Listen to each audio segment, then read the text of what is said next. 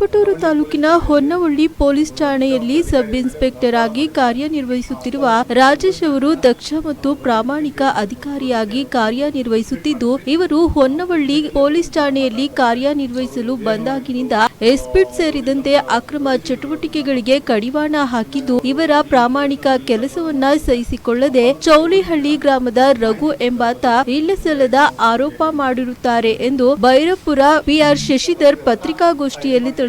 ತಿಪಟೂರು ನಗರದ ಖಾಸಗಿ ಹೋಟೆಲ್ ಸಭಾಂಗಣದಲ್ಲಿ ಹಮ್ಮಿಕೊಂಡಿದ್ದ ಪತ್ರಿಕಾಗೋಷ್ಠಿಯಲ್ಲಿ ಮಾತನಾಡಿದ ಅವರು, ಚೌಲಿಹಳ್ಳಿ ಗ್ರಾಮದ ರಘು ಎಂಬಾತ ಹೊನ್ನವಳ್ಳಿ ಪೊಲೀಸ್ ಠಾಣಾ ಸಬ್ ಇನ್ಸ್ಪೆಕ್ಟರ್ ರಾಜೇಶ್ ಮತ್ತು ಪೇದೆ ಯೋಗೀಶ್ ನನ್ನ ಮೇಲೆ ಹಲ್ಲೆ ಮಾಡಿ ಕಾಲು ಮುರಿದಿರುತ್ತಾರೆ ಎಂದು ಜಿಲ್ಲಾ ಪೊಲೀಸ್ ವರಿಷ್ಠಾಧಿಕಾರಿಗಳಿಗೆ ದೂರು ನೀಡಿದ್ದು, ಇದು ಸತ್ಯಕ್ಕೆ ದೂರವಾದ ಸಂಗತಿ. ಮೇಲಧಿಕಾರಿಗಳು ಗ್ರಾಮಸ್ಥರ ಹೇಳಿಕೆಯನ್ನ ಕೂಲಂಕುಷವಾಗಿ ಪರಿಶೀಲಿಸಿ ಪ್ರಾಮಾಣಿಕ ಅಧಿಕಾರಿ ಮೇಲೆ ಮಾಡಿರುವ ಆರೋಪದಿಂದ ಮುಕ್ತಗೊಳಿಸಬೇಕೆಂದು ತಿಳಿಸಿದರು.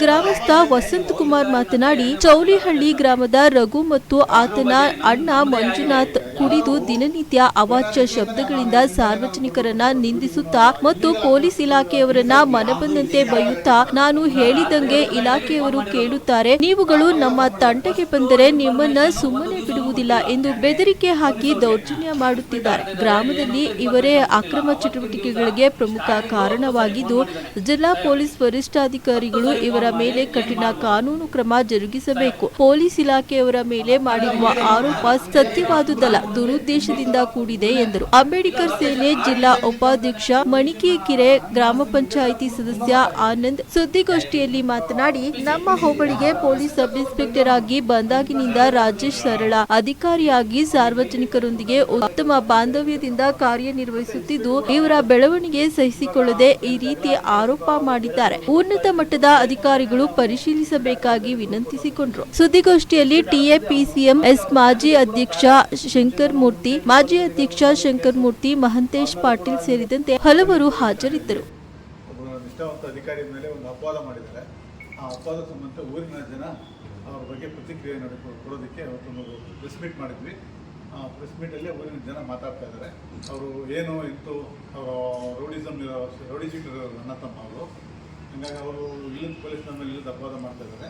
ಆ ಅಪವಾದದ ಬಗ್ಗೆ ಊರಿನ ಜನ ನಿಮಗೆ ಮಾಹಿತಿ ಕೊಡ್ತಾರೆ ಪತ್ರಿಕಾಗೋಷ್ಠಿಯಲ್ಲಿ, ಏನು ಹೇಗೆ ಏನು ಆ ಜನಗಳು ಡಾಕ್ಯುಮೆಂಟ್ ಮಾಡೋದು ಈ ಥರದ ತಿಂಗಳಿಗೆ ಒಂದಾದರೂ ನಾವು ಕೇಸ್ಗಳು ಸ್ಟೇಷನಿಗೆ ಇದ್ದೇ ಇರೋ, ಅವ್ರನ್ನ ಕರ್ಕೊಂಡು ಹೋಗೋದು ಸ್ಟೇಷನಿಗೆ ಕರ್ಕೊಂಬರೋರು ಅದೇ ಕೆಲಸ. ಮತ್ತು ಈಗ ಇವ್ರಿಗೆ ಏನು ಪೊಲೀಸಿಗೆ ಕಂಪ್ಲೇಂಟ್ ಮಾಡಿದ್ರು ಅವರೆಲ್ಲರೂ ನಮ್ಮೂರಿಗೆ ಒಂದ್ಸಲ ಜಾತ್ರೆಯಲ್ಲಿ ಆರ್ಕೆಸ್ಟ್ರಾ ಗಲಾಟೆ, ಆ ಆರ್ಕೆಸ್ಟ್ರಾ ಗಲಾಟೆ ಆದಾಗ ಇವರು ಸ್ಟೇಜ್ ಮೇಲೆಲ್ಲ ಜಗಳ ಮಾಡಕ್ಕೆ ಹೋದ್ರು ಅಂತೇಳಿ ಇವ್ರನ್ನ ಆಚೆ ಕಳಿಸಿದ್ರು ಬಿಡಿಸಿ. ಆ ತೀರ್ಮಾನ ಮಾಡಿದಾಗ ಸ್ವಲ್ಪ ಬೇಜಾರು ಮಾಡ್ಕೊಂಡ್ರು. ಅಲ್ಲಿಂದ ಇವ್ರ ಮೇಲೆ ಒಂದರಿಂದ ಏನೋ ಮಾತಾಡ್ತಾನೆ ಇದ್ರು. ಮತ್ತು ಕುಡಿದು ಬಂದು ನಮ್ಮ ತೋಪಲ್ಲಿ ನಿಂತ್ಕೊಂಡು ಹೆಂಗೆ ಬೇಕಂಗೆ ಮಾತಾಡ್ತಾ ಇದ್ರು. ಅವ್ರ ಬಗ್ಗೆ ಎಲ್ಲ ತುಂಬ ಸಲ ಕೇಳಿಸ್ಕೊಂಡಿದ್ದೀವಿ. ಈಗ ಬೇಕು ಅಂತಲೇ ಆ ಥರ ಮಾಡಿ.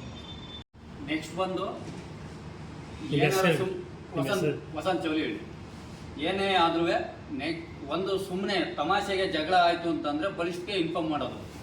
ಅವ್ರೇನಾದ್ರು ಆಕ್ಷನ್ ತಮಾಷೆಗೆ ಆದರೆ ಆಕ್ಷನ್ ತೊಗೊಳ್ಳಿಲ್ಲ ಅಂತಂದರೆ ನಮ್ಗೆ SP ಗೊತ್ತು, DYSP ಗೊತ್ತು ಅಂತ ಹೇಳಿ ಅವ್ರಿಗೆ ಬಂದು ಕಂಪ್ಯೂಟ್ರಲ್ಲಿ ಟೈಪ್ ಮಾಡಿ ಅವ್ರಿಗೆ ಲೆಟ್ರ್ ಹಾಕೋದು.